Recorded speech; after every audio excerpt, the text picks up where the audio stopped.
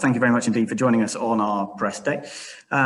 Essentially, a big welcome as well to our CEO, Gordon Hollins, Director of Cricket, Andy Hurry, Club Captain, Tom Abel, and of course, Head Coach, Jason Kerr. Gordon, let's start off with you.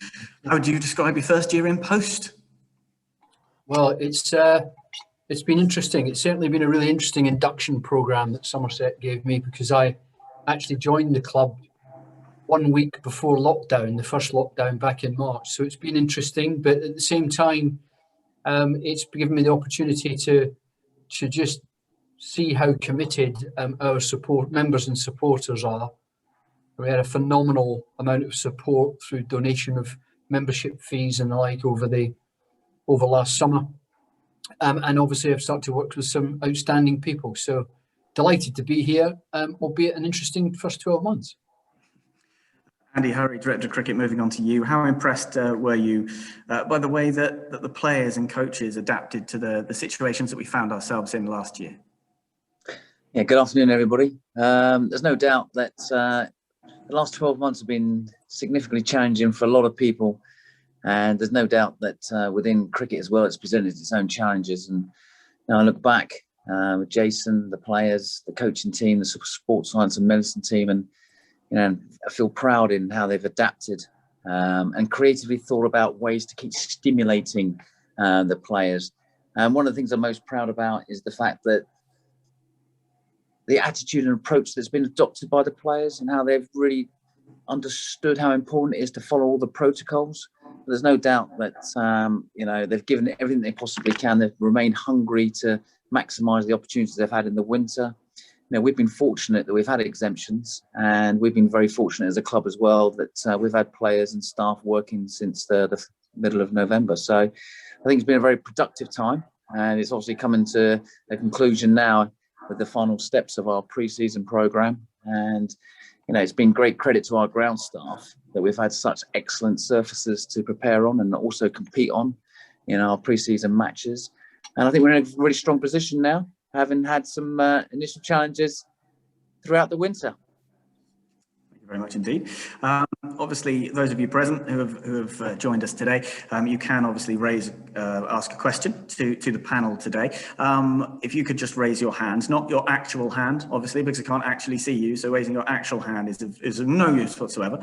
So if you would like to hover over the reactions button, and then you can click that, and it will give you the opportunity to raise your actual hands, just like you used to do when you were younger at school and you needed the bathroom. So there we are. So if you do have a question, please do raise your hand, and we will of course come to you directly. Jason Kerr, Head Coach, how are we going to build on the relative success of last season? Good afternoon, everybody. I think, I took a huge amount of confidence from last year. I think there were skill levels that the guys demonstrated through the 6 games that we played was off the charts. We really were outstanding, especially with the ball. I think the highest, probably about 14 average with the ball. So that was excellent. And the emergence of some of the young players. So I think as a group, taken a huge amount of confidence from that. And then the way we've prepped and how we look at it at the minute as a group, we're incredibly excited about this season. So for me, this is a really exciting opportunity and a realism of what we can achieve this summer. Club Captain, Tom Abel, what's the mood in the camp like at the moment, other than having to stand out in the court for some photographs just now? How is the mood in the dressing room? The mood is brilliant, to be honest. There's a great energy around the club. The atmosphere's been fantastic throughout the winter, to be honest. Obviously, I haven't been here the last couple of months, but I think having spoken, plenty to Jace, the way the boys have gone about their business has been fantastic. Equally, I think we need to credit the coaching staff, because I think they've gone above and beyond having so many players here over the winter.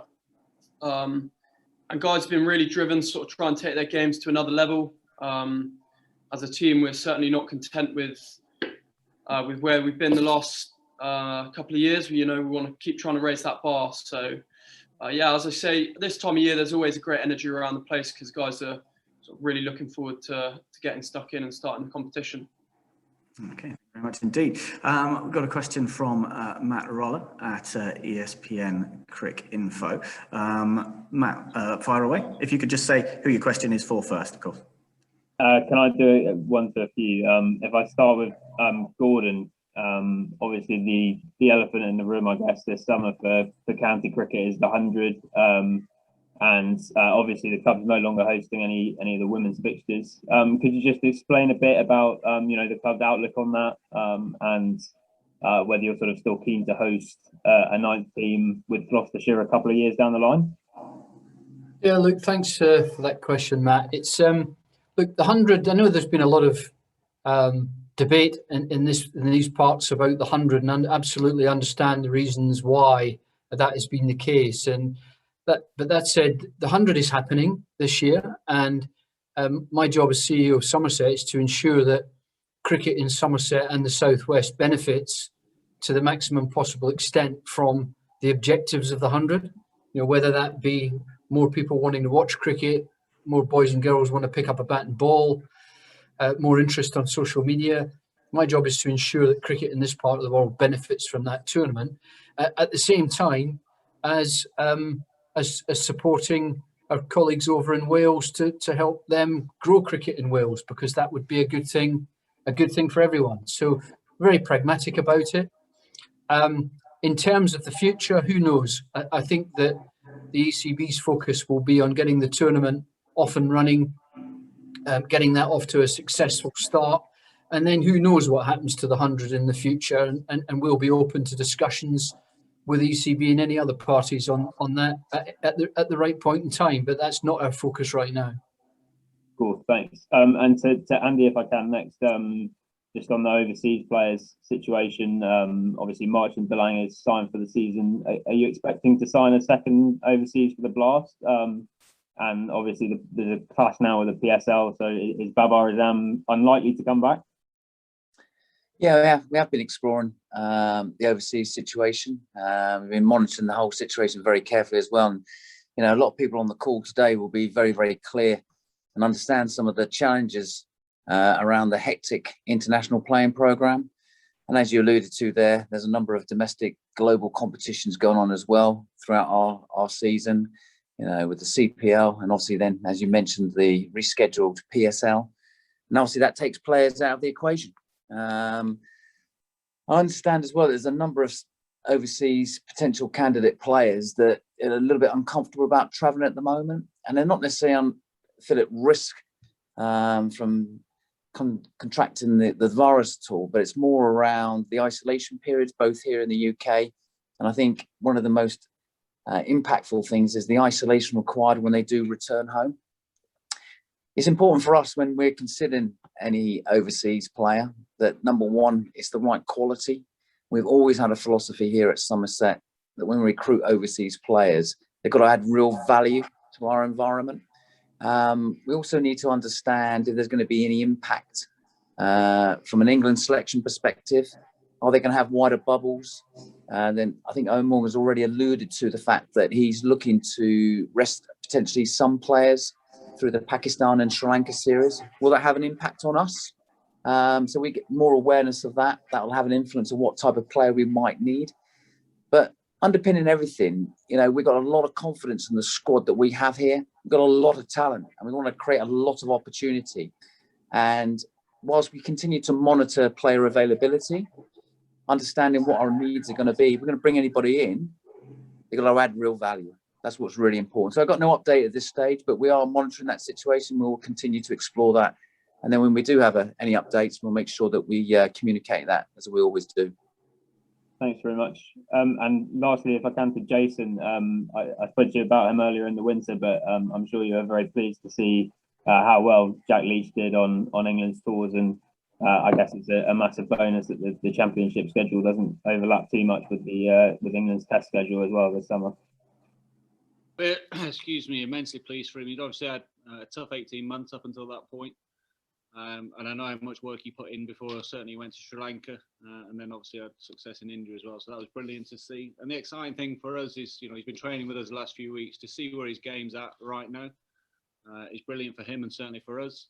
And obviously we've certainly got him until, I think, the first week of June at least. So we're excited to have him on board at least till then. Cheers all. Matt, thank you very much indeed. I wasn't sure that these words would ever leave my mouth. But Anthony Gibson from the BBC, it is magnificent to see your lovely face, sir. Who would you like to address your question to? Thank you, Spencer. I've got a question to, first of all, to Gordon, then to Andy, and then finally to Jason. To Gordon, the first 4 home Vitality Blast games for Somerset are all before June the 21st. There's been talk in the press about the possibility of changing the fixture list, because that potentially could mean a big loss of revenue if crowds are allowed in after June the 21st and not before. Is there any possibility that the fixture list could be changed around to avoid that sort of thing? Anthony, we have explored that possibility with the ECB, just looking at all the different options that exist. But when you actually, I know from my previous life that the fixture list is an extremely complicated beast. And if you pull one thread, then many other threads flow with it. And when we explored it, there is no palatable way that we can move any fixtures, much as I would love to from a financial perspective. The consequences of doing so would be unfair on the players. It would mean that I think one option we looked at would be playing something like 5 out of 6 days or something ridiculous. So we've explored it, but we've decided not to pursue 1 or 2 options that existed. Okay, thanks. To Andy, there's been a lot of talk about pitches in the wake of the Test series in India, and obviously to some extent pitches are in the lap of the gods. But in an ideal world, what sort of a pitch would you like to see for 4-day county cricket, either at Taunton or anywhere else for that matter? Yeah, I think it's really important we play on really good quality pitches, pitches that bring all facets of the game in. You know, it's challenging to score runs and it's challenging to take wickets, but it promotes players' development. And, you know, we want to see pitches deteriorating over time. That's why we play over 4 days. You know, you want to be maximising the opportunity to score first innings runs, and how you approach that will look different to how you approach it in the second innings. And the same with the ball, how you approach the first innings looks different to how you do that in the second innings. I think we've demonstrated last year that we want to play on the best possible surfaces that bring all facets of the game to the forefront. And it makes it a really good competition, bat versus ball. And that's important for us moving forward. Having said that, not many games at Taunton last season went the distance. And Jason's referred to the seamless performance. I think the only spinner who took a wicket was Roloff van der Merwe. The pitches last season seemed to favour the seam bowlers rather too much and made batting really hard work. Well, everyone's entitled to their opinion on that. I think we've got an outstanding seam bowling attack, and I think, you know, it's important you put that into the mix when we're discussing how pitches are playing. And don't forget, we play half our games away from home, and that was still the same statistic. So I think that's a fair point to consider as well. And obviously, it was a truncated season last year. So we found ourselves in a position where our super strengths were with our seam attack, and we had the opportunity to score runs with the bat as well. We had a number of centurions last year, and we had a number of really significant partnerships throughout the year. And I think everybody contributed towards the team. And let's not forget, Anthony, that everyone did contribute from 1 to 11. And it is a team game. But our underpinning philosophy is to play on the best pitches possible. We want to win games of cricket, and we want to make sure that we're promoting the best side of the game as best we possibly can. Thanks, Andy. And finally to Jason. Jason, from the look of the batting lineup, you appear to have maybe one top line batsman too many. Who's in the running to open the innings in the county championship? Anthony, you can never have too many. Let's start with that. Look, we've created quite a lot of opportunity. We've been fortunate with the weather through pre-season. The dead cert is Tom Lammonby. Obviously, had an outstanding year last year, and we hope that form continues. And that's probably the piece of the jigsaw that Tom and I have still got to answer. So we've created, you know, Ben Green, Eddie Byram, Tom Banton have all had opportunities through pre-season, and it will fall with one of those three. Fine, thank you. Thank you very much, Anthony. Hopefully see you back here at the Cooper Associates County Ground in the not too distant future. And Redwood, if you could just let us know who you would like to address your question to, and then please do so. Hi guys, I'm working for Somerset this year. My question is for Tom. So I was just going to ask, despite COVID, there's a real buzz about the season ahead after a really good season last year.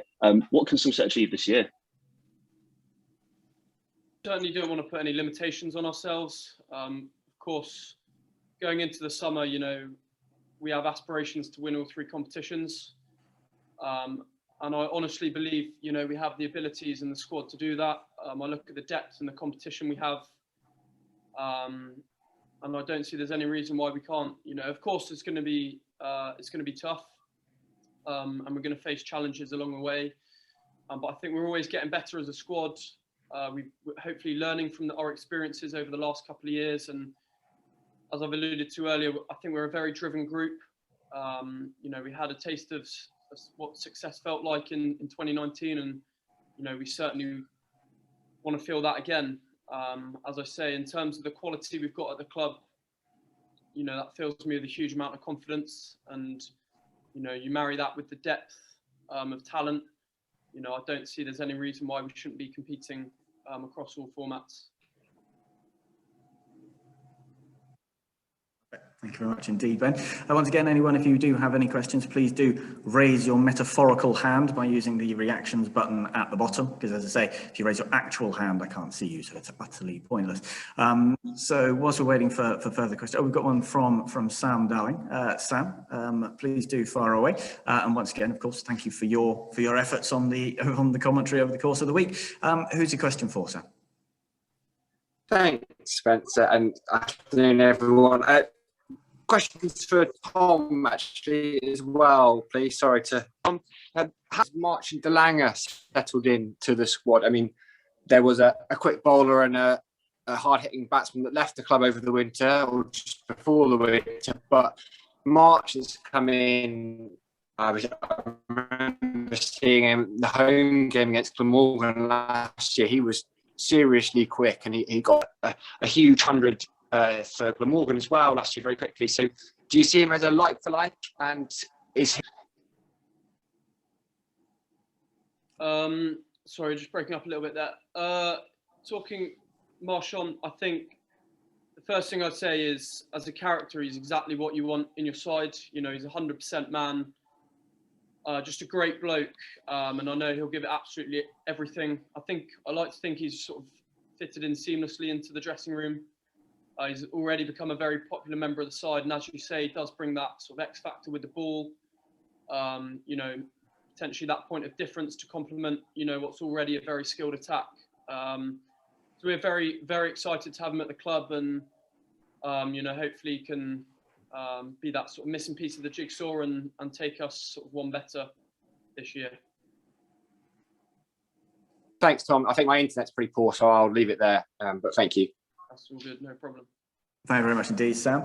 Don't forget, we've got around about 10 minutes left, maximum of 10 minutes left on this call, because we've got some other interviews we've got to do. So if you do want to ask a question, don't forget, please do raise your hand and we'll come to you in turn. Quick question for Jason. Obviously, we've seen over the course of pre-season and talked about, you know, results not being important. It's miles in the tank and grass under the feet. We've seen the emergence over the last few years of young players coming through. How impressed were you by the young players who've been given a chance in pre-season? How impressed have you been by those guys? Immensely. I think, you know, the 6 weeks of pre-season in that sense has been invaluable. As I said earlier, you know, we've not been affected by the weather, which I did anticipate. That's allowed us to rotate and rest a few of the senior guys.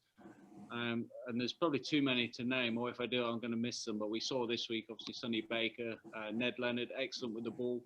Certainly didn't look out of place. So they'll take a huge amount from that. The way Lewis Goldsworthy and Will Smead certainly demonstrated their ability to move off 4 feet in red ball. Really exciting. And with second team cricket available to us this year and the guys starting next week, the competition for places this year is probably going to be greater than it's ever been across the 3 formats. So it's incredibly exciting for the certainly long-term future of the club. How important is it that we're going to be getting second 11 cricket this summer? It's huge. Certainly my personal opinion on this is, 4-day cricket now as well, which replicates obviously what we do in the first team. It gives a great platform for the guys to develop their skills and hone them and actually come into the first team with confidence. I mean, we saw last year a couple of guys got opportunities and took them, actually just only by spending time in the net. So, to have a full-on programme is testament to how much work the club have done behind the scenes this year. And it's great. Those opportunities will be there for the young lads straight away.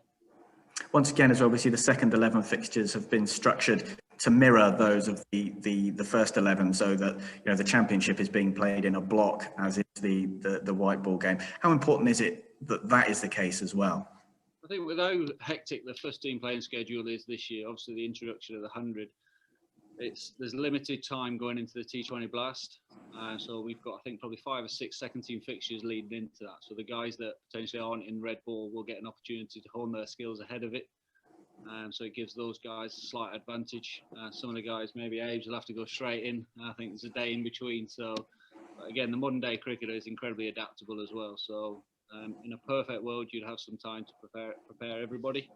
But that's what second team cricket allows us to do. Perfect. Jason, thank you very much indeed. Anthony, another question from you. Yeah, I've got a question for Tom. After his exploits for the Delhi Bulls in the Abu Dhabi T10s, can we expect to see Tom bowling the death overs in Somerset's Vitality Blast campaign? I think that's quite ambitious, if I'm honest with you, Anthony. Look, I think, as I've alluded to, we've got plenty of highly skilled bowlers, and it's something I aspire to do, but I think I've got a bit of work to do before that can be the case. Well, I think you, in one final over, you took a wicket and went for only 3 runs, isn't that right? Yeah, the other over went for 20, so but that's cricket, isn't it? It doesn't always go your way. Brilliant. Anthony, thank you very much indeed. Richard Oliver, a question from 10 Radio. Hello, this is for Andy. How big a loss is Jamie Overton going to be to us? Towards the end of the season, he seemed to be bowling and batting better than he had for quite a long time. Obviously, it's going to be a loss, and we've got cover. But how do you feel he will affect our play?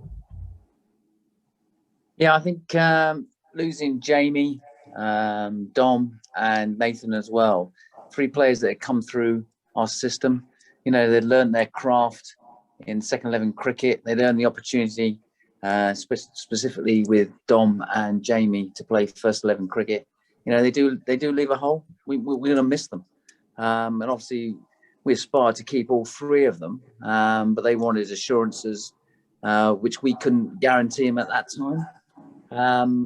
But obviously, we've now recruited Marshall Delanger, very similar type of player. And, we've got a lot of confidence in the group of players that are coming through. We want to retain our players, but I don't think it's appropriate for us to, make assurances that we can't guarantee. And obviously the player has a decision whether he wants to stay or wants to leave. And regrettably, we couldn't keep hold of those 3 guys. So we're going to miss them. There's no doubt. We'll miss their personalities. We know that they're passionate about Somerset County Cricket Club. But we're confident in the group of players that we've got here in the squad. We've got a huge amount of belief in that group of players. We've got significant competition for places. And we wish those guys all the very best moving forward. Thank you. Fantastic. If we have got time probably for a couple more questions. If you do have a question, please do raise your virtual hands. Just before we start again, going back to Jason, we've heard in interviews with some of the more senior players about the young players coming in. I think Jack Brooks used a great phrase when he said, the younger players are keeping me young. He said he's been incredibly impressed by the attitude and the work ethic of these young guys coming through, and their enthusiasm has become almost infectious and is driving the more senior players almost to keep up with them and excel even further. How impressed have you been with how both the young players and the more experienced players have gone about their business over the course of the winter? I think, one of the positives or silver linings with the COVID is that very few players could get away this winter. So that presented a great opportunity for us to obviously work on our skills, but also on the culture and the environment here. And a lot of credit needs to go to Snelly and the Pathway team. because the young lads that have come in have driven standards. And I think it's a reflection of the environment that they come in, that they feel comfortable, and they're leaders in their own right. So Will Smead's joined the staff recently, and he's demonstrated an incredible work ethic in the gym and putting one or two of us to shame. So I think, again, culturally, it's something that we're very proud of. But ultimately, it's down to the guys in terms of their attitude and their willingness to work and their growth mindset this winter, that the intensity of practice has been like nothing that I've seen before in my time at the club. Fantastic. I think we've got time for one further question from Richard. Thank you very much, gentlemen. Thank you, Spencer. Yeah, this question really, I suppose, is for Andy. We've already talked about the fact that we've lost Jamie, we've lost Dom Bess, we lost Nathan Gilchrist last year. Already this year, we've seen the emergence of Ned Leonard, and we've seen Sonny Baker coming through, two young fast bowlers. What have we learned as a management group to try and prevent young players getting to a certain pitch in the club and then not being able to actually provide what they want? How can we try to prevent the loss of young quick bowlers? Because we do obviously breed a lot of young players coming through, quality players, but none of us want to see any of our own players leaving the club. How can we sort of do anything about that management wise from managing our players, the young players coming through? I think it's a really good question, that, Richard, and nice to hear your voice. It's been a while. I think first and foremost is that we want to ensure that we're doing everything we possibly can to retain our players and keep them at the club. We go through a very robust process in identifying talent at a young age and then nurturing that on the academy, providing opportunities in second 11 cricket, and then giving them some exposure into the first 11 environment. During that whole process, there's a lot of learning that goes on, and there's a lot of investment in time into that. I think we do become victims of our own success as well, though. And it is a challenge for us because we've got significant competition for places.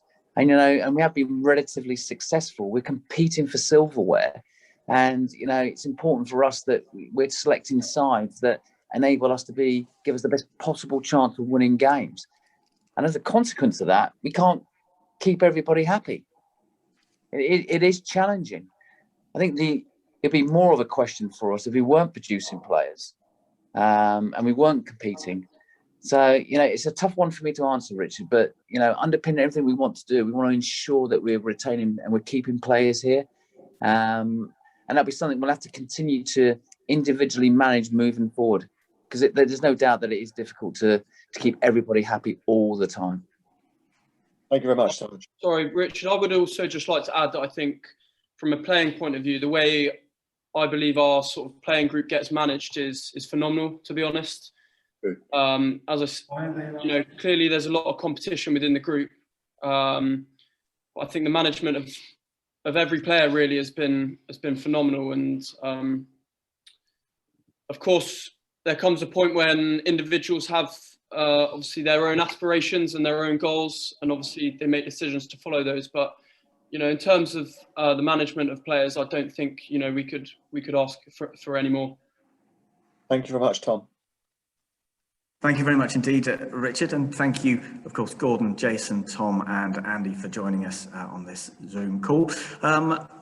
That, unfortunately, is about it from us, because we do have another load of interviews scheduled. But what I would like to say is to all of you journalists, reporters, writers, broadcasters, television, radio, print, just a big thank you from everyone here at Somerset County Cricket Club for keeping the name of Somerset and obviously the sport of cricket on the back pages.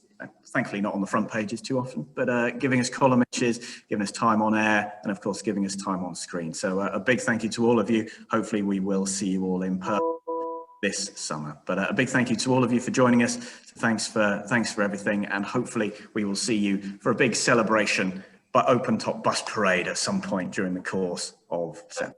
So thank you very much indeed for joining us, and that's about it. Thank you very much indeed.